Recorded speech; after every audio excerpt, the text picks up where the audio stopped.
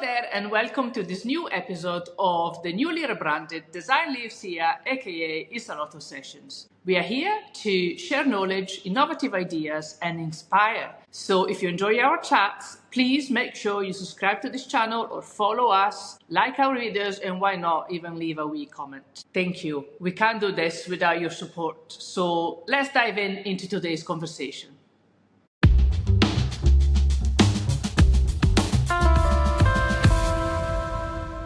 Stephen Lewis, come to Il Salotto. Sorry, I've not been prepared. That's all right. Good to see you. You too, good to see you. Good to see your space. Thank you very much. What I wanted your help with is push Glasgow as one of the most exciting places to do business and invest. There has been a lot of work going on from the council involving a lot of parties, and they've got very vision for the next 20, 30 years that will transform the city even further. But you've been active in here for a long time. How have you seen the city develop over the last 10, 20 years? Are we working in the right direction? The short answer is yeah, and I don't want to start with a negative because there is some really good stuff going on. My constant encouraging statement to our council friends is let's move from generating paper and plans to actions. And I've been heavily involved in the past in the City Centre Task Force, which spun out of COVID. So when the world went into COVID and lockdown, there's a number of things that the Chamber of Commerce did. I sit on the board of the Chamber of Commerce, so we put together the City Centre Task Force, and that worked really hard to try and drag Glasgow out the other side more positively. And as part of that, we developed things like the Glasgow repurposing strategy. Which is looking to tackle a significant issue, the amount of vacant, partly listed, partly not listed, but at that point there was 2.2 million square feet of space that was unlikely to be future offices and could be repurposed to something else. And that was driven by the private sector, funded through the Scottish Government, through the City Centre Task Force, through a collaboration of private sector and public. And that was very action plan focused. Right. And whilst some of that action plan has been moved on, some of it hasn't yet. And there are challenges and it's not all easy, but yeah, I think we want to see a move to let's do more as opposed to let's talking more. Yes, right. In the meantime, what I'm cooking for you today is linguine alla puttanesca, which is a very easy dish, but it's incredibly tasty. So I've fried a bit of garlic with anchovies that just helps me season the food a bit more. And then I'm just killing the tomatoes in it. So that's going to cook nice and easy while we have a chat. So one of your main successes in Glasgow was the G1 building in George Square. We'll talk about 177 Bower Street later on, which is your most recent and huge success. But what I love about the G1 is that you managed to combine a listed building with a very modern extension. What do you think is the key? Because there are so many stunning buildings here, but now that we got the tall building policy, we could go higher. So how do we make sure we respect the identity of the city while adding a bit of modernism? I don't think it's that difficult. I think there's a preconceived view that you can't mix old and new, or in some way you're lessening the product and you're not doing it, I guess, justice, the historic building. And I think G1's a great example of where that modern intervention. And again, a lot of people don't know this, which we like. The top stone floor of G1 is a new floor. So when you look at it now, people think that the stone and then the glass. And then it's glass. But actually that sixth floor was never a floor. It was bookended. And we managed to persuade Historic Environment Scotland that we were, and I'm quoting here, returning the building to its original Victorian proportions. And effectively by infilling that sixth floor at the two end pieces in stone, we're then able to create a flat plat to then do the 3 stories, 789 above that. But if you look at the building now, and it was wrapped in scaffolding for many years, as went through that process, I think 95 people out of 100 wouldn't be able to tell you that that top floor was an intervention. Actually, they are yet to meet anybody who says they are offended or even slightly perturbed at G1. But what it creates is amazing. There's a really good photograph of G1 at New Year when the fireworks are going off behind City Chambers and our terraces were full with all our staff that we've brought along. And it's a great celebratory shot of Glasgow at night. And it's a great, and it just looks like it's meant to be there. It was meant to mirror the railway architecture across the road. Cooper Cromer will talk more eloquently about that. But we took Historic Scotland on a journey to be fair, they got there pretty quick. Yeah. And we're finding this similar process on our 95 Bovill Street project, which we're converting a listed building into a hotel, and we're putting a 2-story glass extension on top of that. And that's all about viability, making it work. If we really want to invest in our listed infrastructure, we need to spend the right money and not just do a little tart-up that will keep it going for another 20 years. No, you give it preserving it for the next 100, 200 years, or whatever the case may be. which is more sustainable, if nothing else. Absolutely. So for us, it means investing heavily. And I think when you can demonstrate the quality in your track record and that attention to detail and preservation, then that allows you to do more than perhaps other people would work. But G1's a treat. I'm probably preempting something I'm going to write in a month or two's time. But of all of the occupiers you put in there, Ernest & Young to Denton, for McLean Murray Spencer it was at the time, G&T of Reed Years, Mercer, the insurance guys. My understanding is all of those occupiers are re-gearing again beyond the initial 15 years. Now, normally there's a desire to move from yesterday's new shiny penny to the next new shiny penny. Yeah, for those big corporate companies. Absolutely. But I think the G1 will experience the largest tenant retention in a building after 15 years. Certainly I'm aware of anywhere in Scotland, which is a great testimony to the fundamentals that we did when we built it. To be fair to Union, our German friends that we sold it to, when it's finished, they are investing in degassing because it was gas then. So they're on its journey to net zero, they're taking the gas out.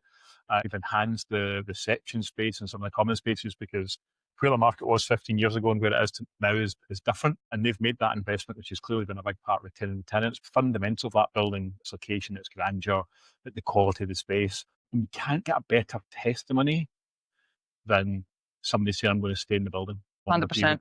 So yeah, it was a massive success for us. It was HFD's first foray into Glasgow. Remember, we were a backwater out of town business park developer before then, he says, slightly tongue in cheek. So it was a big step for HFD, but one that we took on with gusto and was then the springboard to do everything else I've done in the city after that. So 177 Bower Street, the first building in Scotland to achieve BREEAM excellence. Why is sustainability so important to HFD? I don't think it's the first building to receive BREEAM excellent, because I'm sure we've got a couple of other buildings that would BREEAM excellent before it.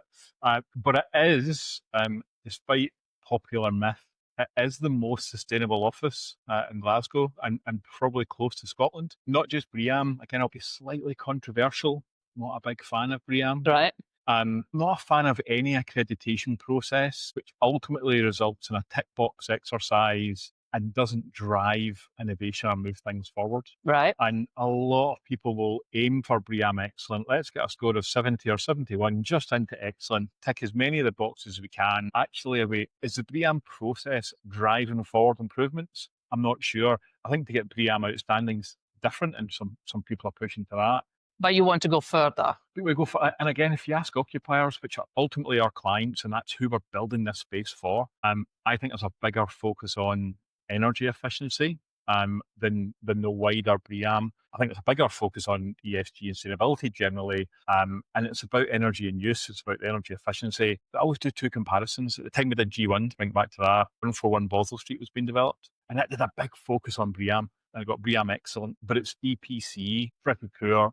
And our focus was the opposite way. BREEAM was important, but actually EPC, energy efficiency, was much more important to us. And we focused on that because ultimately that's what our occupiers and clients were telling us was important to them.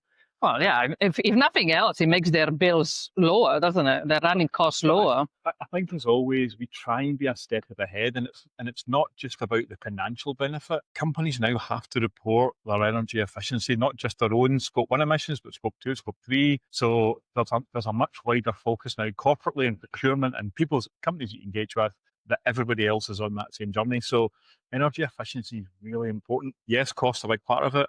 But actually making a much bigger impact on the planet. The EPC for 177 is, I believe, the lowest scoring EPC in Scotland. And again, we no longer talk about A rating EPCs. When they decarbonised the grid, February 2023, I think it was, effectively Scotland's got such a renewable focused grid that buildings are moving from an EPC of C to an A.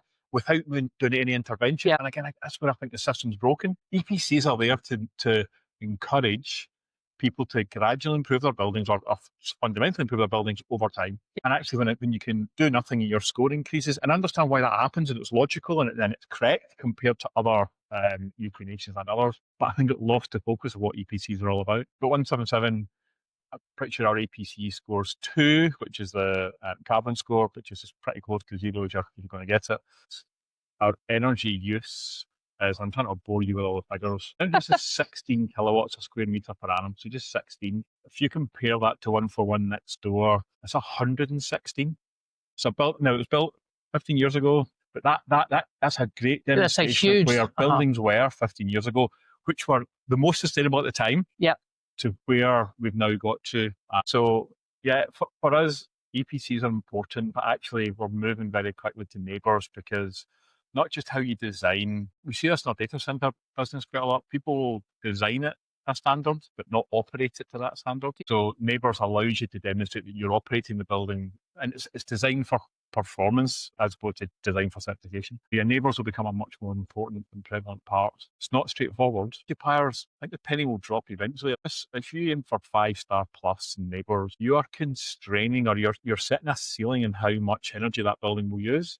Your occupier then has to work within that ceiling, and that's fine. A lot of occupiers understand that and will deliver on that basis. Some won't. I think we're going to find a few occupiers that will sign up for neighbours for the right reasons, but not understand what it actually means in terms of the operation of the building. So yeah, fun times ahead. So I've spoken to one of your tenants for a previous episode of the podcast, the Karen Tierney at Virgin Money, who has taken 3 floors at your beautiful building. Taking 7, actually. But they fitted out 3. Yeah, that's what we discussed in the podcast. What she was saying is that COVID changed the whole strategy for the company. She was explaining me how now office space is a way to attract and retain new talent. Have you seen that as well? 100%. Yeah. And the reality is, I wrote a paper for our board in May after COVID hit, and not in a Nostradamus way, but said that for us as a business, COVID perversely could be a good thing. And there's not many times you can say COVID is a good thing, but we've got a couple of examples where it is. But we saw the flight to quality come. And although people generally have taken less space, they have taken better quality space. Yeah. Because of that need to attract and retain talent. And for us, because we only operate in the highest end of the scale, then actually the demand for better quality space will be higher overall. People might take less, but they're moving up the value chain effectively, which is what's happened. You can see that across the board with companies that are either who are growing. PwC would be a good example, coming from 141 into Aurora, which we recently finished, who are growing substantially, but have taken actually slightly less space than they had before because of new ways of working, and they can work more flexibly, but they were keen to move, as all the occupiers were at 177 Aurora, into better quality space. Right. Because that's what and it's not about trying not to talk about productivity, and we think there's a real reason why people should be back in the office, but actually you have to give them a reason to be back. So if you provide them with the right space where it's not just standard desks, but they can get off that desk and collaborate properly into a booth for some focused work, they can walk through the roof and go and get some fresh air without leaving the building. They can have a run. They can nip into the gym and jump in one of the pelotons, go to a little cafe and a robot. It's all these things make that commute. People talk about we need to give people a reason to commute. I think actually spending time with your colleagues is a reason to commute, but let's do that in the word we used earlier, the most convivial possible space. Let's give people a reason to come together and collaborate, because that's when we do our best work. So you are one of the most influential people in the property in Scotland. When are we going to call 177 the Lewis Tower? I'm not sure I'm one of the most influential. Sure you are. One of the things I think is really important is that you have to give something back. I get frustrated with a number of people in our industry that moan on the sidelines and complain that things are not good enough and things need to change, but actually then doing nothing to change it. Yeah, frustrates the hell out of me. Massively. And I'm not saying that everybody has a voice, but actually, it's a bit like the point I made earlier, let's stop talking about stuff and let's start doing it. Yeah. So the reason that I was on the City Centre Task Force, I'm Director Chamber, the reason that we set up the Glasgow Development Forum, again pre-COVID, was a way to get the development community together, work collaboratively with the council about how we can work best together to make the city better. And it's worked really well, but it takes time and these things. But you have to spend some time if you're going to get good things happen when you spend some time doing it. They don't just happen by themselves. So yeah, I think perhaps I am more visible than others is because I try and spend some time giving stuff back, whether that's the BCO work that I did. I chaired the Scottish Property Federation for a year and vice chair, which is pretty prominent positions. But it's because there was a desire and remains a desire to drive a better property industry. Property is a force for good. We can do some really good stuff. We do some really good stuff, but there's definitely more to do. So yeah, if that means there's a bit of profile and visibility, so be it. But hopefully for the right reason. Is that the reason why HFD has got a foundation and does so much charity work? To be fair, we've been doing charity work actually before we had a formal foundation. Right. I said this during my BCO kind of lifetime achievement award or whatever it was that I got, which I'm far too young for that. And hopefully I've still got a wee bit more to give. But my father had this fantastic phrase: "Those that can should," and it's just as short and sweet as that. And if you can help, then you should help. And we've been fortunate enough that we've done a lot of good developments that have been a success in every metric, but also been financially successful for us because we work hard and we provide the right product, and we think it's only right that. And some of that we share within the communities that we operate. So we've always done lots of charitable stuff, but we formed the HFD Charitable Foundation 8 years ago, is it now? Yeah. To formalise that activity and ramp it up, and actually also to give us an opportunity to work with others that perhaps didn't have the infrastructure to set up a foundation. And we've done that with a number of our suppliers and consultants we work with.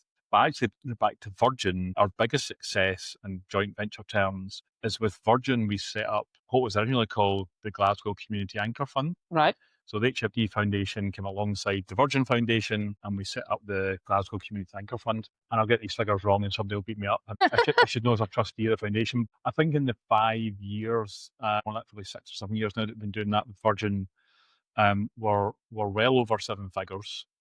That both foundations have put into that. It's now taking a slightly different focus, and that is a real focus in digital inclusion, which is absolutely right. And that chimes well with our wider business, given we've got a technology division and everything else we do. Kind of chuckle when I see people talk about corporate social responsibility and ESG, and often people see ESG and they mean sustainability. They forget about the social part of that. And yet we donated a bike, and that's all great stuff, but it's relatively small beer. Across that joint foundation, I think it might be even closer to £2 million. That's a significant amount of cash, which has supported 83 charities of varying scales. And because we don't have a set focus on what the charity supports, the reason it was called the Community Anchor Fund is it's really charities that are embedded in the community and are there for the long term. Yep. And actually the support we can give will help them and enable them to embed themselves in the community even more and do even more great work. And I have to say, as a trustee, it's pretty good when you go home at night knowing that you've made such a positive difference. And Lauren, who runs that for us full time, goes out and visits every charity before we support it to understand where we can provide our support best. And it's not just money. A lot of us have spent time. We fitted out Lounge Cafe in Bothwell Street. So when we're building 177, Scott Campbell, Standard Real Estate, I went to university with, they work with this charity called Lounge. They're feeding kids that don't get hot meals at school, and they do it in such a really cool way where it's not this stigmatized where you don't get a free meal, you can get it over here, and it's actually open to everybody, whether the background is. And it's a phenomenal job they're doing. When you're spending the best part of £80 million on a new building, construction costs, then it's relatively straightforward to use that influence in that supply chain to say, okay, how can we come together and help as a collective? And we did that, and we fitted out that cafe, and we've continued to support Lunch financially and in other ways. But we're out in the airstream feeding the kids at school and doing stuff, and it's a really good way to remember why we do what we do. Yeah. Jenny Mitchell asked a really good question on LinkedIn 6 months ago, and I keep meaning to do something more formal about it and respond, but she was looking for examples of businesses, property businesses that have done things just for the purpose, Yep. not for the profit. Yep. And I think it's a much wider topic, which is why I thought I'd do a deep dive and look at it a bit more, but if I've not done yet, it will. We can do what we do because we're profitable. So the reality is if your business isn't making money, it's very difficult to justify that. And we've got 180 mouths to feed. I'm a very hungry mouse. But being able to, I don't think these things are mutually exclusive. You can do good and you can be profitable and do good. We shouldn't look at these things as in some way profit's bad. It's the private sector that effectively props up the economy and funds the public sector. And you can also still build very strong, solid, good buildings and be profitable. 100%. I think that's a message that we need to shout out loud and clear. Don't cut corners. Don't save money. Do build properly in a way that is connected to the future and the new innovations like you guys are doing. Give longevity to the buildings. Make it sustainable, but then you can still make money. The best example I give for that, and I use it quite a lot. So in 177, building was designed. It's there. We procured the best quality glass that you could in the market. And that's about, for us, low iron glass, as clear as you can get, because you want to maximize. You're building big floor plate, you need to maximize what light you get into that floor plate. Again, we'd like to dispel the myth that you can build a big glass box and still make it sustainable, because you can deal with the heat gain if you put the right quality of glass in, which is what's well done. So halfway through the project, after procuring that, Bank back we've got a new product, which is even better. Now, we had already pre-let 40% of the building to Virgin. We'd pre-let 25% of it to our serviced office business. So we're sitting at 65% occupied with lots of good discussions. And we took the view, we were upping the spec of that glass. Now, we were already miles ahead of where the market is. But still you went further. But we went for it. And it cost us £400,000, which is not a small sum of money. But it drove better, even better U values and G values, solar gains, solar control, which improved the environmental performance of the building. And whilst we get nothing back for that, there was no accretion in rent. It wasn't as if things then stepped up and we could charge it. It wasn't about that. It was about building the best building we could. And our mantra is always, the next project we do will be better than the one we did before. Not because the one we did before was poor, but because innovation drives us to do better and always strive to be the best we can be. Now, we can afford to do that in a building of that size, because we're confident where it was. Some people can. But because those that can should. Back to that same mantra. So thanks to your dad. Yeah. Mr. Hill's got quite a big bit to do this, our group CEO. He also, and again, the great thing for us, although there's 180 of us, the board's relatively small, our decision making is really quick. Yeah. But there's a true alignment. There's nothing worse than death by committee, isn't it? And one of our big USPs is we can make a decision very quickly. And again, I use this example quite a lot. We tried to buy the site that 177 is on 2 years before we actually managed to procure it. From the administrator, and we didn't, or before I actually went into administration. And we got a call from administrator to say, would you buy it? Yes. Would you pay this for it? Yes. Can you do it quickly? Yes. We did it in 4 days because, again, we can. Our decision-making process is really quick. We have the capital and cash to be able to do these things. And that was the start of what is now Morgan Stanley's UK Q and Waterloo Street, and then 177 in front of it, which is not a bad little development in our city. Not at all. You mentioned very briefly the BCO. Yes. And we're very lucky that we're going to host the conference next year in Scotland between Edinburgh and Glasgow. What do you think we can use the huge event for to benefit to our architectural community, but also more generally speaking? How do you think we could use that opportunity to maximize the positive outcome? I think first and foremost, a big part of this, looking forward to the 900 or so delegates that will be here, getting to experience Glasgow and Edinburgh both in terms of our product, architectural sustainability and everything else, and our culture. And I mean, every city is different, and Glasgow and Edinburgh are very different cities in their own right, 100%. Notwithstanding our close proximity, and one's not better than the other. Glasgow it's just different. And I think we will. We talk about it, and we've done this through the BCO a lot. That the desire to make the BCO less London centric, and that's not a criticism because London is such a huge centre, and some of the majority of product that they produce in terms of offices is outstanding because they've got a financial profile that allows them to do that. But that doesn't mean the stuff that happens in the regions isn't as good. Correct. And especially, I think there are the potential for some London investors or businesses to get a nosebleed beyond Hadrian's Wall. So I think being able to have that many new people into Scotland and to see firsthand our product and our people make Glasgow, but they also make Edinburgh as well.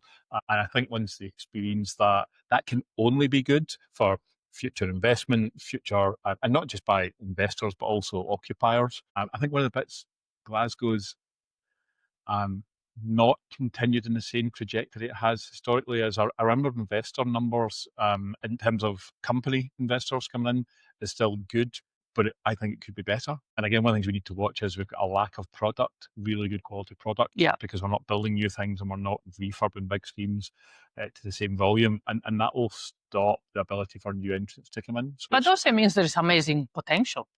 100%. One of the things I think is the unintended consequences of COVID, perhaps, and the market movement and crashes, the flip from new build to refurb has been more significant, I think, than anybody expected. We're on that journey on carbon efficiency and embodied carbon to try and use our existing assets more. But the speed in which that's moved, that from predominantly new build to predominantly refurb, I think has been really impressive. There is always a need for new buildings. And again, I argue quite vociferously that it's retro first, not retro only.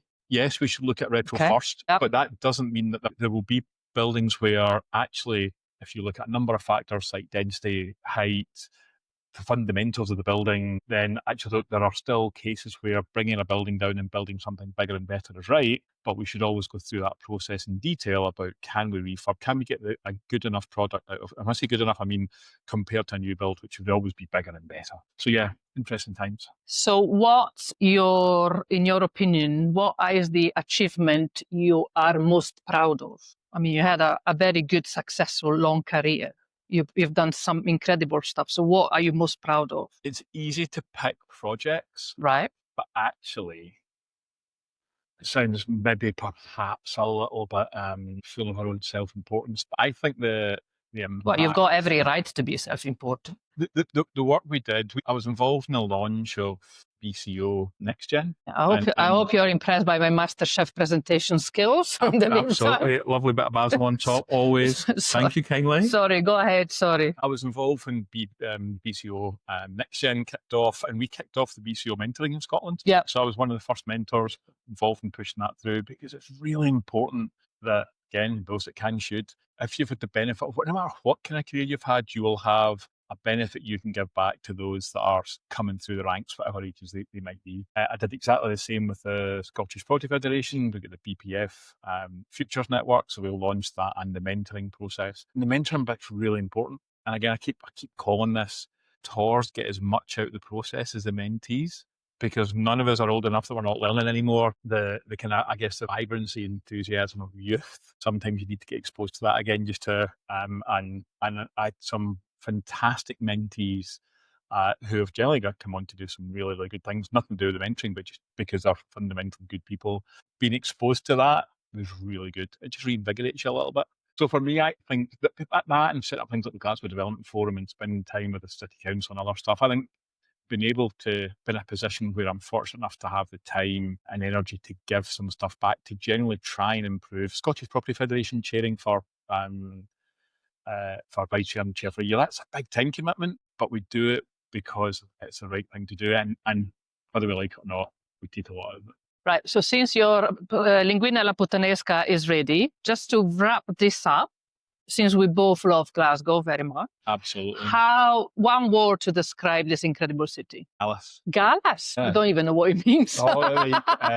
Gallus is a very Glasgow word. Right. Which is, it's not just brilliant, it's a mix of brilliant and cocky. Yeah. And it's not just, we just know we're good, but it's more of an exuberant thing you put out, as opposed to, people in Glasgow are just Gallus. I love that. Right. So yeah, very Glasgow word for you. Thank you for being here with me today, Stephen. I hope you enjoy your pasta. Thank you for having me, and it looks delicious. Thank you.